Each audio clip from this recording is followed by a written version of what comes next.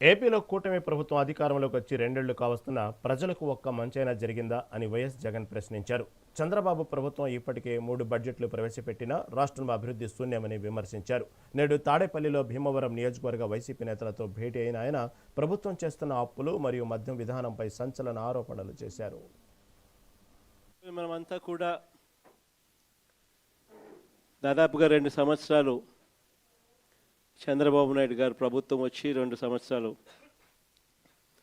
అయిపోవస్తూ ఉంది. ఇక మరో 3 సంవత్సరాల్లో మాత్రమే మిగిలి ఉన్న పరిస్థితులు కనిపిస్తూ ఉన్నాయి. ఈ 2 సంవత్సరాలలో చంద్రబాబు నాయుడు గారి వల్ల ప్రజలకు కానీ,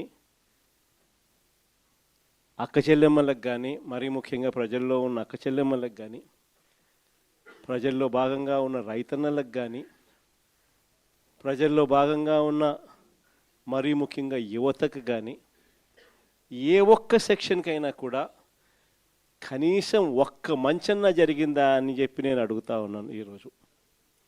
ఎందుకనంటే చంద్రబాబు నాయుడు గారు అధికారంలోకి వచ్చిన తర్వాత జరిగింది ఏమిటి అని చెప్పి ఒక్కసారి మనం వెనక్కి వెళ్ళి బేరీజు వేసుకుంటే జరిగింది ఏమిటి అని అంటే, ఇంతకుముందు మన ప్రభుత్వంలో ఉన్న పథకాలన్నీ కూడా రద్దయిపోయిన పరిస్థితి ఈరోజు కనిపిస్తూ ఉంది. కానీ చంద్రబాబు నాయుడు గారు వచ్చిన తర్వాత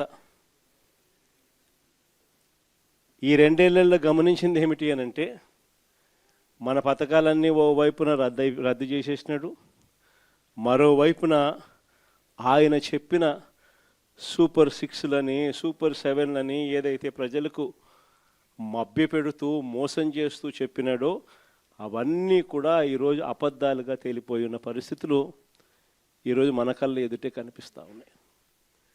సూపర్ 6 అన్నాడు, సూపర్ 7 అన్నాడు. ఎన్నికలప్పుడు అయితే మామూలుగా మాట్లాడాల.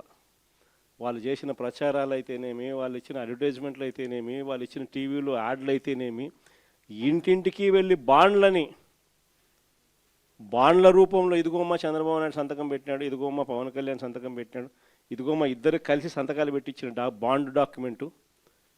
మీ ఇంట్లో ఎంతమంది పిల్లలు ఉన్నారా, మీ ఇంట్లో ఎంతమంది మహిళలు ఉన్నారా, మీ ఇంట్లో ఎంతమంది రైతులు ఉన్నారా, అందరికీ కూడా ఇదిగోమ్మ మీకు ఇంతింత రావాలి, ఇంతింత రావాలి, ఇంతింత రావాలి, ఇదిగో బాండు అని చెప్పి ఏకంగా ప్రతి ఇంటికి వెళ్ళి కూడా వీళ్ళు ఇచ్చిన బాండ్లు అని ఎప్పుడూ కూడా బహుశా ఊహకు కూడా అందవు.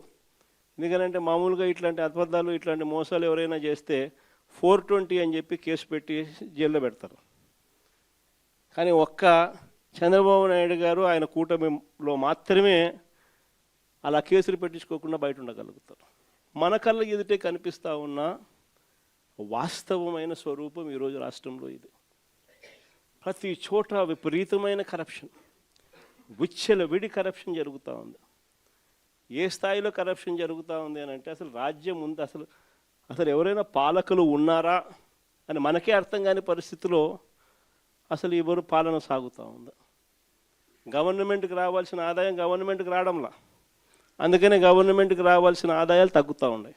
ఆదాయం అంతా ఎవరు జోబులు లేకపోతూ ఉంది అని అంటే పక్కన చంద్రబాబు నాయుడు దగ్గర నుంచి మొదలెడితే ఆయనకింత, నీకింత, నాకింత, నాకింత, నాకింత, నాకింత అని కింద వరకు దోచుకో, పంచుకో, తినుకో.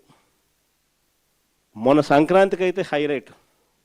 నిజంగా అసలు ప్రభుత్వమా జంగల్ రాజ్యమా ఇదే అని చెప్పి అనిపించే విధంగా జరిగింది.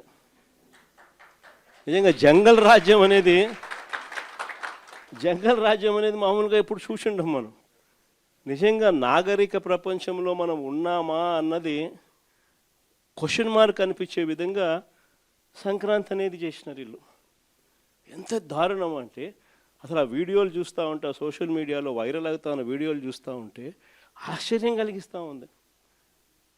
మొబైల్ రికార్డింగ్ డ్యాన్సులు, మొబైల్ బండ్లలో కొత్తపేటలో రికార్డింగ్ డ్యాన్సులు, రోడ్డు మీద రికార్డింగ్ డ్యాన్సులు పెడతా ఉంటే మనుషులందరూ పరిగెత్తా ఉన్నారు. పాటలు చూస్తే తాగురా తాగి చిందేయరా అని దారుణమైన స్థాయిలో రికార్డింగ్ డ్యాన్సులు. మొబైల్ వ్యాన్లలో ఏకంగా లిక్కర్, మొబైల్ అసలు ఏ స్థాయిలో జరిపినారనంటే ప్రతి నియోజకవర్గంలో ఆక్షను. ఇవన్నీ చేయడానికి ఆక్షను మా పులివెందులలో కూడా 3 కోట్ల కంటెస్ట్ చేసిన ఎమ్మెల్యే 3 కోట్లకు అమ్ముకున్నాడు. ఈరోజు మనమంతా కూడా దాదాపుగా 2 సంవత్సరాలు చంద్రబాబు నాయుడు గారు ప్రభుత్వం వచ్చి